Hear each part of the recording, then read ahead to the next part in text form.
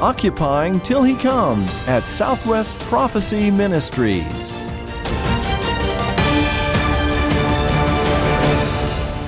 Welcome, friends. This is Dane Rome, your announcer for today's Last Days Beacon program. Thanks again for listening and for joining us.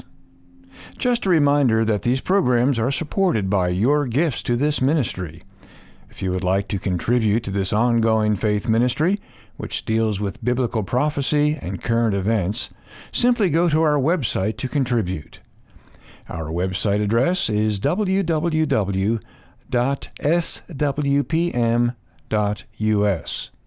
You'll find a donate link on the homepage. The website address again is www.swpm.us.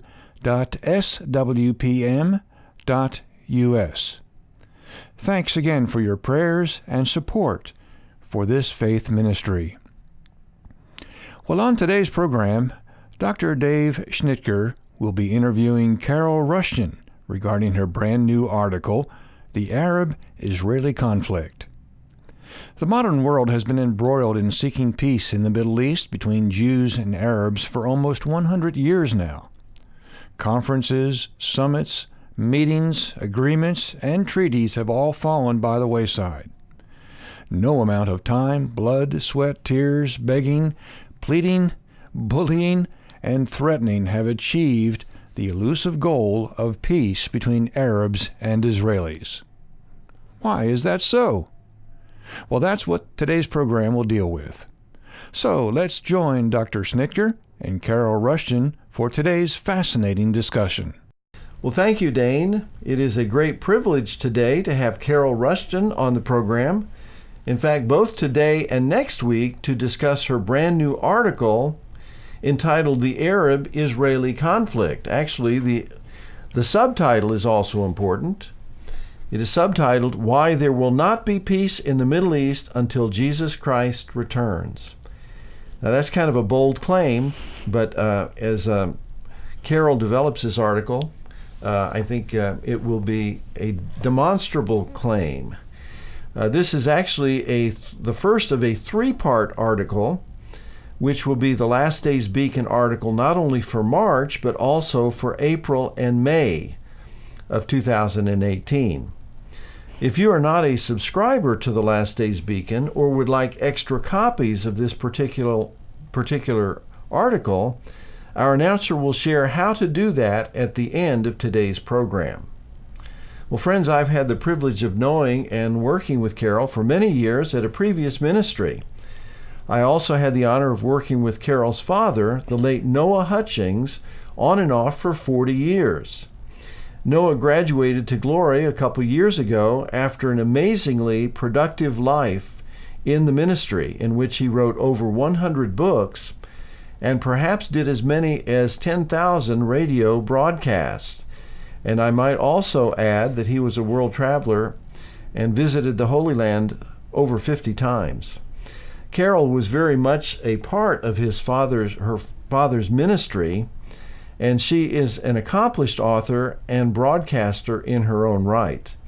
Carol has been of great help in launching Southwest Prophecy Ministries, and I'm thrilled to have her writing and broadcasting for us once again. So, Carol, welcome to the program today. Well, thank you, David. It's great to be here. Well, it's great to have you. You've been a great friend through the years and a great encouragement to the ministry, and I know we've got you doing what you love to do, which is writing and research, and sharing that research with our listeners. So we appreciate your coming on the program today. What some of our listeners might not know is that Carol is not just writing from an academic perspective when she's talking about the Arab-Israeli conflict.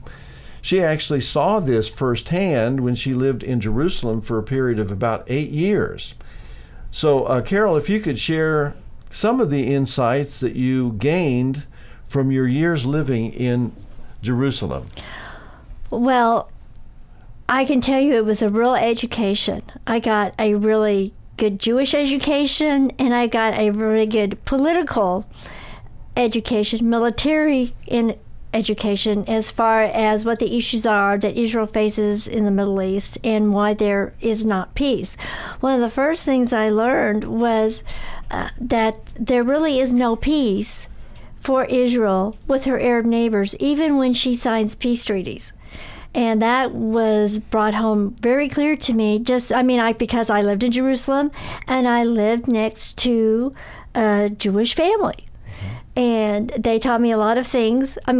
Not because they were trying to teach me things. I just learned things from them, just by being around them. And one of the things I learned was that even though Israel had signed a peace treaty with Egypt years ago under Jimmy Carter, they did not have real peace with Egypt. And it wasn't war, but it wasn't peace. It was like a very cold peace. And the planes from Israel would fly into Cairo every day with full of Israeli tourists, business people who had business interests in Egypt, had business partnerships. Some people, they just wanted to see the pyramids, never been able to see the pyramids or the Valley of the Kings, and just wanted to have that experience to see these great things in history. Well, when the planes came back to Israel, they were full of Israelis again, but no Arabs, no Egyptians. And so that's not peace. So the Egyptian people really didn't want to have anything to do with the Israelis. No. Visit the Holy Land, see the sights. No. Engage in trade and commerce. Not to come to Israel. Now, there were Israeli businessmen and businesswomen who would travel to Egypt, to Cairo, and would have business dealings. But there was no way that an Arab Egyptian was ever going to come to Israel to initiate any of those things. So it's really sad that you're supposed to be able to sign a peace treaty and there's supposed to be peace, but it's really not. So there's something going on in the hearts of Arab people that can't be overcome by a piece of paper. Right. Okay. Well, there are a lot of people who don't, particularly Westerners, we don't understand that. It's I didn't understand it before I went to Israel. I remember one of the first things that happened was not only that contact with my Jewish neighbors, but I happened to read a Jerusalem Post newspaper, which is published in Jerusalem in English, and it had a story there, an article there about Egypt and Israel, and there was some kind of a conflict going on at the time. Now, this was in 1991, and an Egyptian military general said, Israel is very bad. She does not want peace. And I thought, what are you talking about? Of course Israel wants peace, and she's not bad. So that's just a deep-seated conviction on the part of Arab people. Right. Now, the question I have is, don't most Christians already know the biblical roots of this Arab-Israeli conflict? Why do we have to go back perhaps almost 4 millennia to begin to uncover the roots of this conflict? Well, you would think so, but I've talked to lots of Christians who don't either know biblical history very well, or they don't really consider it when they're thinking about the Arab-Israeli conflict. Most people, when they think of the Arab-Israeli conflict, they only go back about 50 to 100 years, maybe to the Balfour Declaration, if you're lucky. Which is 100 years ago. Yes. This year. Right. Okay. And nobody really considers that this actually started with Abraham, Isaac, and Jacob, and their descendants through various, wives or handmaids, and they just don't think about that. It doesn't ever occur to them and I guess that's one that I had a big advantage in being raised by my dad, because my parents were both very, very strong pro-Israel Christians. And of course, growing up with my 2 sisters, we were always made aware of some of the issues that were going on kind of the underlying issues that most other Christians probably were not aware of. They never really would ever consider that. I think also many Westerners don't have the sense of history that folks in the Middle East do. Westerners tend to be a bit more transient. Most of us, came over from Europe at some point in time. And we don't have the sense of history that people who have lived in the Middle East, their ancestors have lived in the Middle East for thousands of years. Yeah. And some of these ancient animosities are very real to these folks, even today. Yes. I mean, you have to consider that in the big scope of history and time, the United States is really a relatively young country. Even if you go back to the Pilgrims, you're only talking about 400 years maybe, and the Declaration of Independence only goes back to 1776. So that's really not very long when you're talking in reference to European countries, who you're talking about Britain and France and Germany, and Italy, that go back hundreds and hundreds and hundreds of years of history. And then when you talk about Greece and Rome and Athens and Cairo and Egypt and Alexandria and Jerusalem and Babylon and Damascus, these are ancient cities and countries that have been around for hundreds, if not thousands of years. Christians study the Bible, they go to Sunday school, they go to church. These are things that they're supposed to have studied. But I found that when you talk about the Middle East history and the Arab-Israeli conflict, they only go back about 50 years to the Balfour Declaration, of which is 100 years, maybe, if you're lucky. Most Christians don't really consider that this would go back all the way to Abraham, Isaac, and Jacob, and some of their descendants by various handmaids or wives or concubines or whatever. And they just don't think about it going back that far. That's not something that they really, really consider. Well, we're going to correct that today, aren't we? I hope so. So let's begin at the beginning, as they say, the beginnings of the biblical roots of the conflict. And you state in your article that you believe that the conflict goes all the way back to Isaac and Ishmael, both sons of Abraham. And now we're talking about almost 4,000 years ago. What was it about Isaac and Ishmael that began the bad blood between Arabs and Israelis? Well, God had promised in Genesis 12 and in Genesis 15 and Genesis 17 and throughout all these chapters that Abraham was going to have a son. And that son was going to be the first in a long line of descendants for Abraham. He constantly promised Abraham that Abraham's descendants would be as the stars in the sky. So many you couldn't count, the sands on a beach. There's no way that you could count the number of descendants that were going to come from Abraham. Well, Abraham and Sarah were already pretty old, even by the time that God called them. I think Abraham was about 75, 80, and Sarah was a little less than that. But they were already past their childbearing years. So it took a lot of faith for Abraham to believe that at that time, because he was too old to have children, and pretty much Sarah was too old to have children. Sarah definitely, maybe Abraham still could have done it, but Sarah was her childbearing days were over, and they had no children the entire time they'd been married so far up to that point. And God kept promising Abraham, you're going to have a son. He's going to be your heir. You're going to have descendants through him. They're going to be as the sand of the sea. They're going to be like the stars in the sky. You're for multitude. You're never going to be able to count them. And for years, Abraham held on to that, but he did have legitimate concerns. And one time he said, I don't have a son. You've been promising me a son here for some years. I don't have one.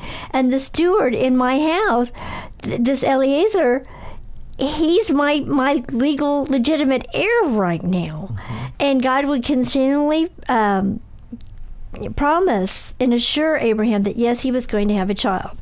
Well, years went by, and I think Abraham and Sarah decided that God maybe needed a little help.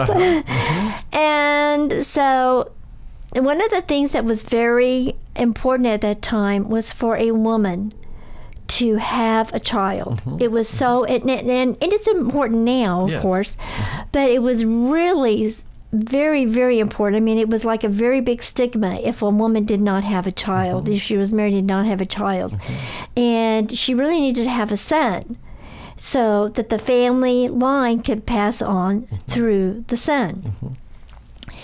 And at that time, it was very common, if a woman could not bear children, for the woman to give her handmaid, a servant girl, to her husband, and have legitimate heirs that way.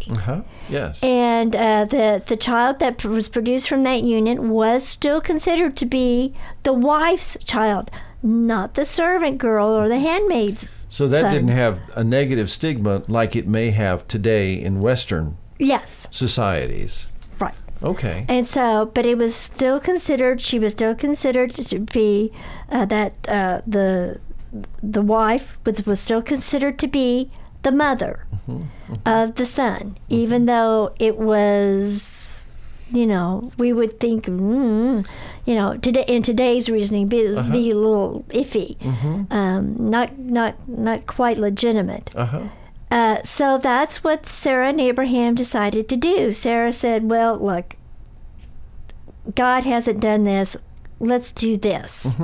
And so Sarah gave Abraham her handmaid, Hagar. And the child produced from that union was Ishmael, which means God hears. It comes from two different words, lishmoa, which means to hear or to listen, and El, which means God. God hears or God listens. And so that's what his name was. Now, even though I'm sure Abraham loved Ishmael very, very much,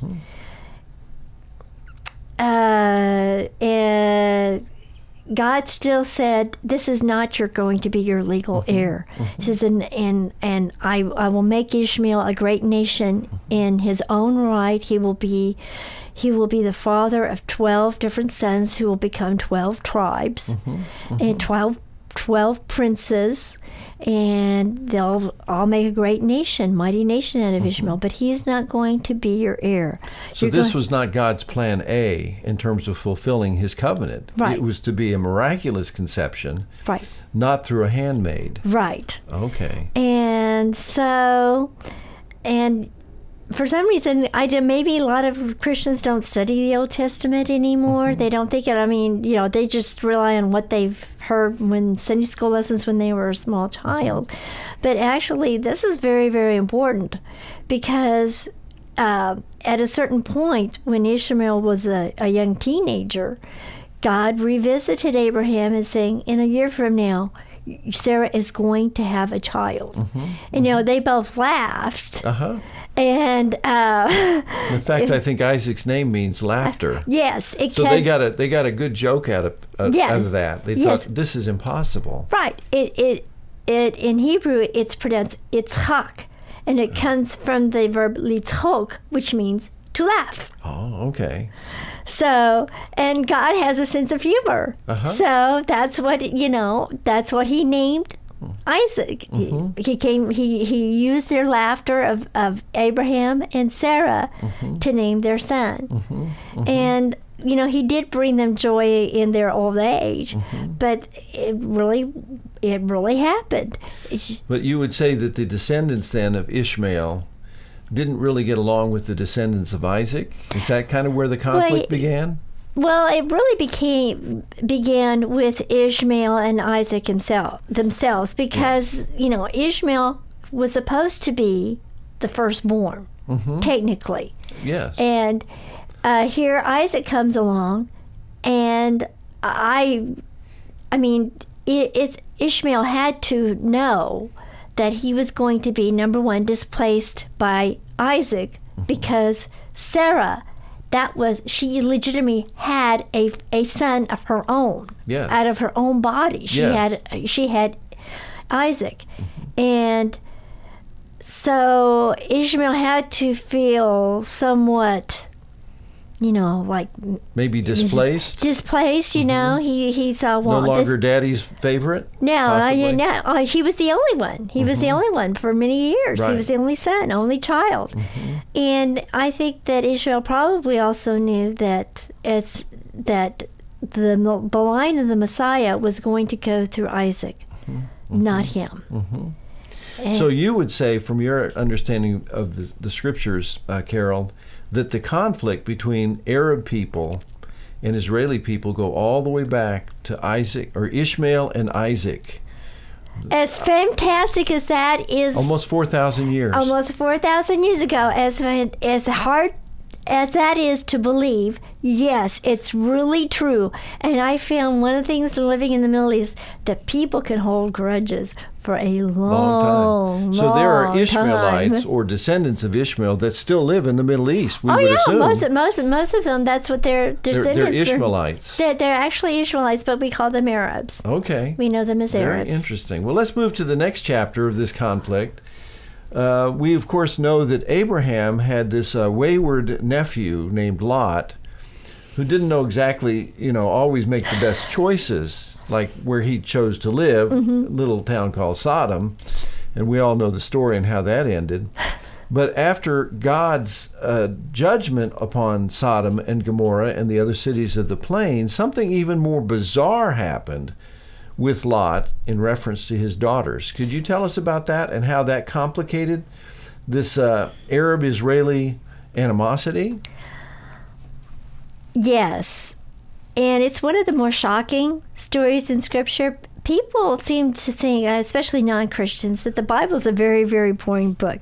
But if they would just read it, they'd find that it's really not very boring at all. You've got just about everything in there that you can possibly have. Just about every sin is clearly and faithfully highlighted. Yes, and recorded. Right. For everybody to read about and see. Yes. Now, thankfully, we don't have all the details, but I think that Lot, having his family live in Sodom, was a very, very poor choice, because I think that it really influenced his family and his children and his wife. His wife just could not tear herself away from Sodom when the angels even led them by the hand and had told them, God's going to destroy the city. You have to go. And she just couldn't tear herself away. And so she became a pillar of salt by choosing, and probably she might have even run back there because she just couldn't bear it. And so she became a pillar of salt. He lost his wife. His other daughters and sons-in-law refused to come with him. Lot was himself even influenced when the angels came to his house to tell him that, God's going to destroy the city. You need to leave. You need to get your family out. They were surrounded by homosexual men who were trying to break into the house and have sexual relations with these two angels. And Lot actually threw his daughters under the bus and said, well, I can't give you these men, but I'll give you my daughters. So he was deeply compromised by this point. Oh, absolutely. Yeah. I mean, and the scriptures don't say what the daughters thought about this, but what a horrifying thing for a father to do to his daughters, even to offer them something like that. So Lot was already very influenced by Sodom. I mean, Lot I don't think, had... Apparently the two daughters were as well. Yes, the two daughters were as well, because after they did leave Sodom and get away, Lot wanted to stay in this little town of Zoar. And the angels said, okay, well, that's fine. You can go to this town of Zoar.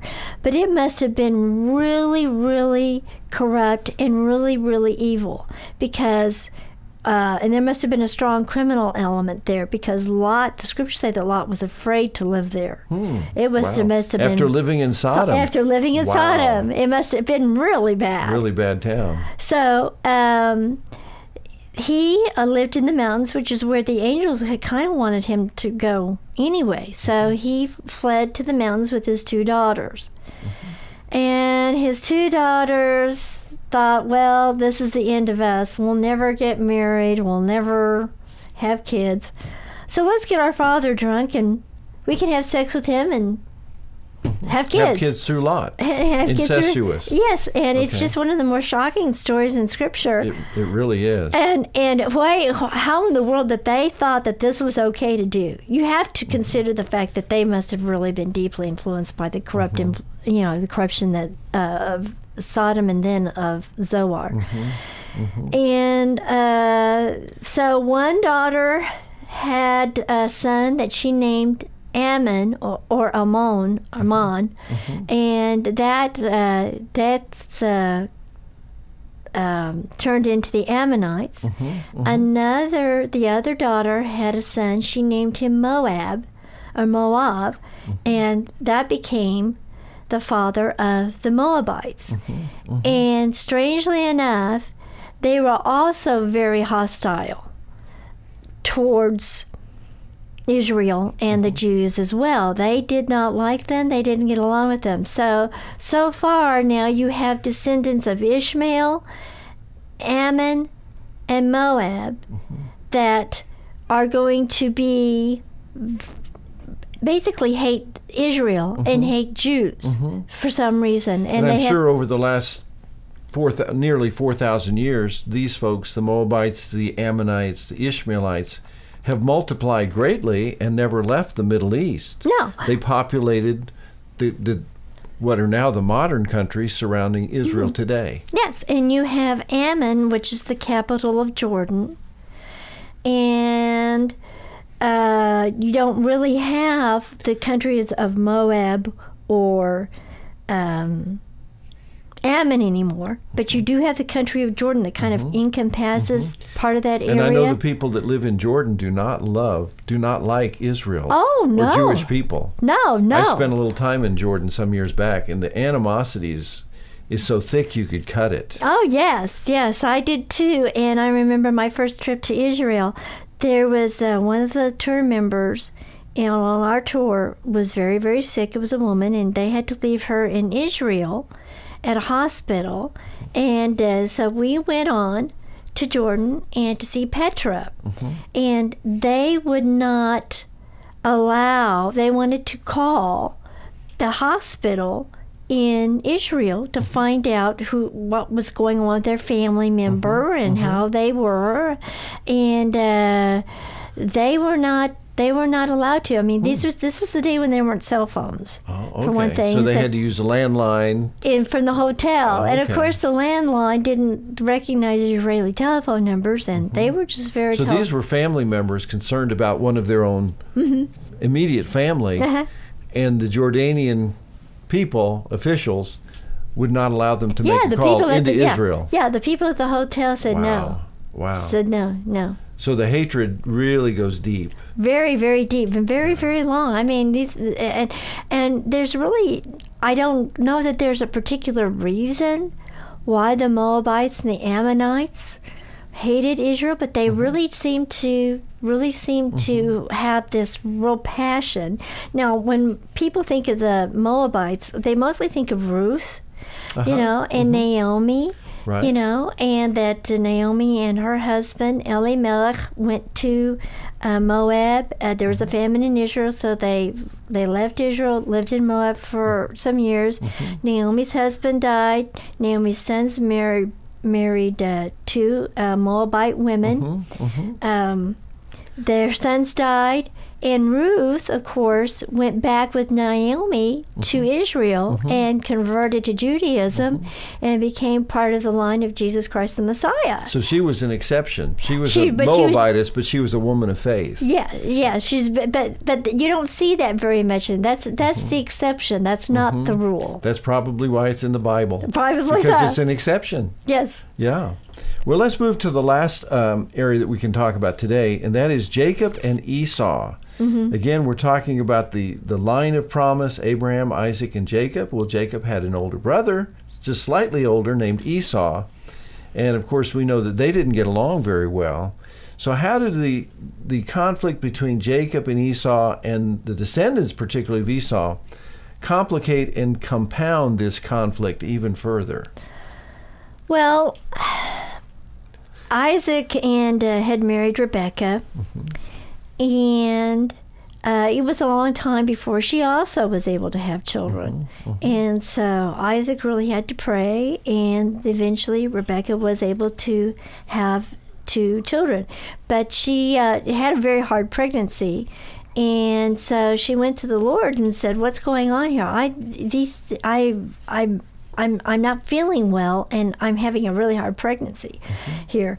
And there's a lot of movement in her womb. And so the Lord said, "Well, there are 2 boys. You're going to have twins. And they're going to be 2 different nations.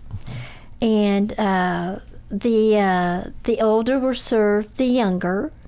But the younger one is who I'm really going to bless, and that's the line that the younger one is the one I'm going to choose to continue on through the line of the Which Messiah." was not the normal No, not the procedure. normal. Usually the oldest son was the one who inherited the blessing. Right. And so God said in advance, I'm going to do something different here with these 2. And so Esau, who was very red and hairy, and then you have Jacob. And Esau was pretty much the playboy of the family.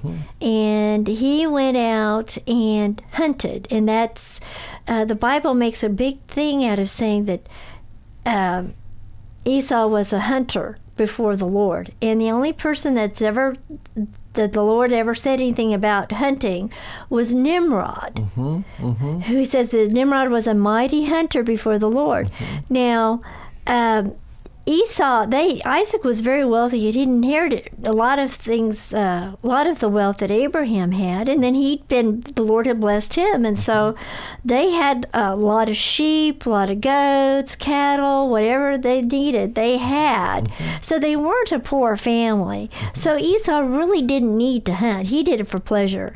And plus he was kind of a ladies' man, and, and I think that Isaac kind of lived through Esau kind of vicarously. Kind of the adventurous one, the rugged outdoorsman. Right. Jacob was maybe the mama's boy. Yeah, so and Jacob stayed at home and took care of the family business. And he took care of the flocks and the herds and the sheep and the goats and the cattle, and took care of things around home.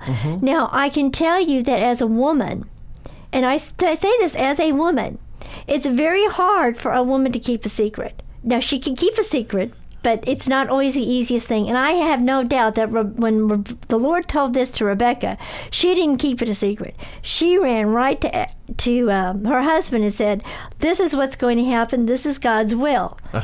So Isaac, for some reason, was very favorable towards Esau, living kind of vicariously through him, but Rebekah favored Jacob. Now, you always have competition, and you know that having siblings, and I know that because I've got some sisters. And particularly maybe when they're twins. Yes. The competition is greater. Yes. And so when you have the mix of parents favoring one child over the other, and each parent favoring a different child. I'm sure that most parents try not to do that, but sometimes parents do that. It causes great conflict within a family, and it can cause a lot of problems. And it did in this instance, because even though Isaac knew that it was God's will for Jacob to have the blessing and to have the birthright, he and Isaac and Esau, refused to do what the Lord really wanted, what was the Lord's will. And so I know that a lot of commentaries blame Jacob and Rebekah about, well, Jacob stole the birthright and Jacob stole the blessing. Well, it really was the Lord's will for Jacob to have the birthright and the blessing. Right. And it says Esau despised his birthright. If Esau had really cared about having the birthright, which was very important at that time, Yes. he wouldn't have sold it to Jacob for a mess of pottage, Right, you know, some beans or some, you know, whatever it was, oatmeal, whatever Jacob was So do cooking you in the think stove. that God knew in advance that Esau did not have a heart for God? Right. And he made his choice with that recognition. Yes. And now we have to always remember that people are not perfect, and Jacob wasn't perfect either. But he knew Jacob treasured the fact that God had a plan and a purpose for him and for the descendants of Abraham and Isaac. So he respected that. And the Bible does say that Esau despised his birthright. It wasn't important to him. One of the things that it's important about the birthright is that whoever had the birthright in the family, that was sort of going to be like the priest. The priestly line, and building altars, worshiping God, teaching the family to worship God. That was a very important part of that birthright. And Esau had married 2 pagan wives, which were, the Bible says, were a grief of mind to Isaac and Rebekah. So all of those were external demonstrations of the fact that Esau did not have a heart for God. No. And he Jacob, never did. though he had sometimes problems with deceit, in his heart, and of course, as we know later on after he wrestles with God, that he does become a prince with God. Right. And becomes more consistent in his pursuit of God. Now, an interesting thing, of course, we all know the rest of the story, how, of course, there were many years where Jacob and Esau were estranged, and Esau's stated vow was he was going to kill Jacob in his earliest opportunity, so Jacob headed for the hills. We know they reconciled later in life, but would you say that the descendants of Esau had a reconciled spirit toward Jacob and his descendants? No.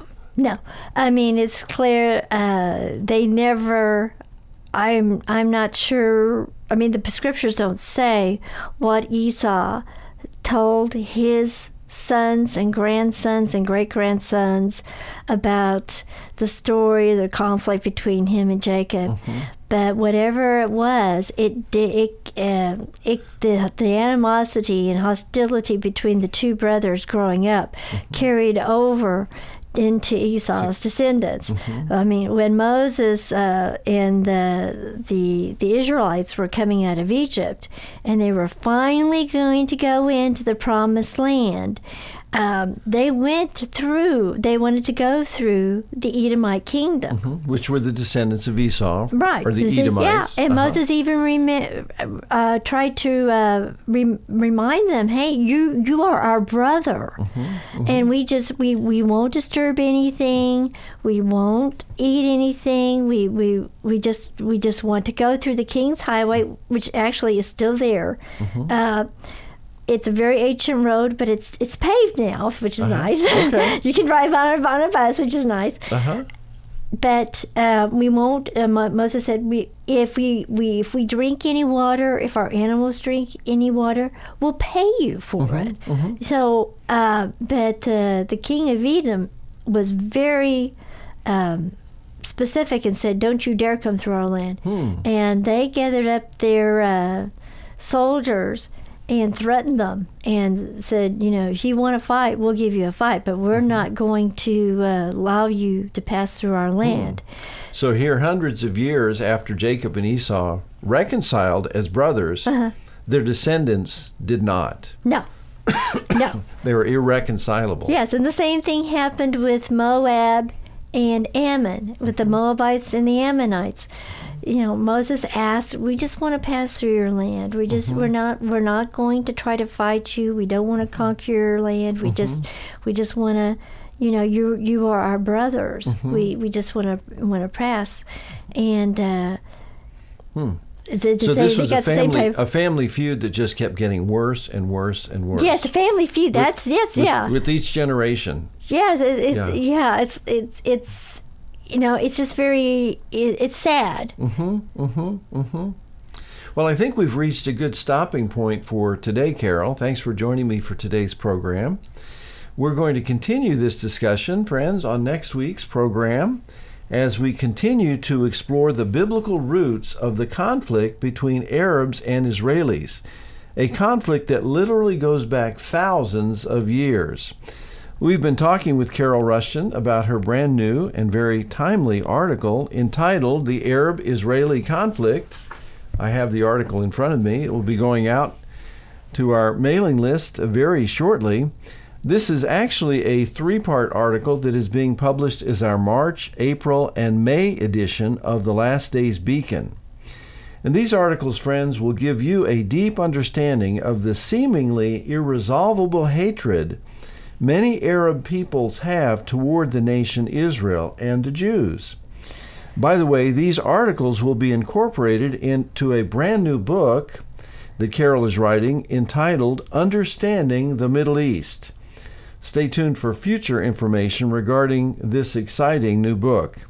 Now, I'm sure that you will want to obtain multiple copies of the March Last Days Beacon article entitled The Arab-Israeli Conflict, Why There Will Not Be Peace in the Middle East Until Jesus Christ Returns. And now our announcer, Dane Rome, will share how you can obtain this timely article. Thank you, Dr. Schnitker. Dear friends, every month Southwest Prophecy Ministries produces an excellent article entitled The Last Days Beacon. These articles deal with a wide variety of subjects pertaining either to Bible prophecy or Christian liberty. This month's article is entitled The Arab-Israeli Conflict, Why There Will Not Be Peace in the Middle East Until Jesus Christ Returns. We're offering a complimentary copy of this article to each one who requests it. Simply go to our website, www.swpm.us, and then click on the Bookstore tab. Type Last Days Beacon in the Search tab and order your free copy of the Arab-Israeli Conflict. You may also order extra copies to share with family and friends. You may order 5 copies for $5, 25 copies for $15, or 100 copies for $60. And when you order extra copies, you will automatically be placed on our mailing list to receive the monthly mailing of the Last Days Beacon. Well, friends, please join us next week for another Last Days Beacon program brought to you by Southwest Prophecy Ministries. Until then, this is Dane Rome saying thanks again for listening.